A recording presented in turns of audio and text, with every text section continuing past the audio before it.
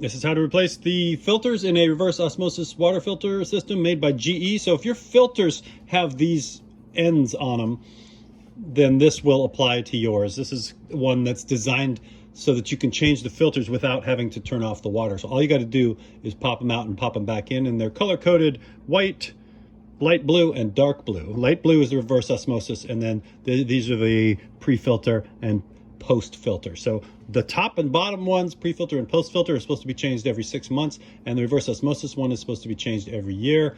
They're about $65 for these and $60 for this one, so they ain't cheap, but they're easier to change than your traditional one. Now you can see I've got it, I left a lot of extra play in the lines so that I could actually pull it out from under the sink to do this, to make it even easier. And on the filter, there's going to be a picture showing you which one it is. So you've got the color code plus the picture. So if you screw this up, you're an idiot. So all you got to do is unscrew it.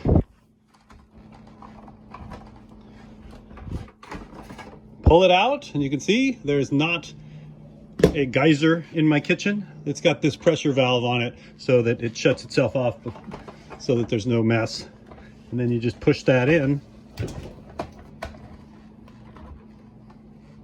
and lock it in place like that. So I just pushed it in and gave it like a quarter turn, and then it was good. We'll repeat that with the bottom one.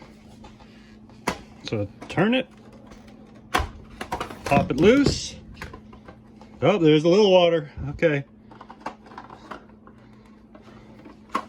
And then pop that in place, and we're good. So there was a little leakage on this one, so it wasn't perfect.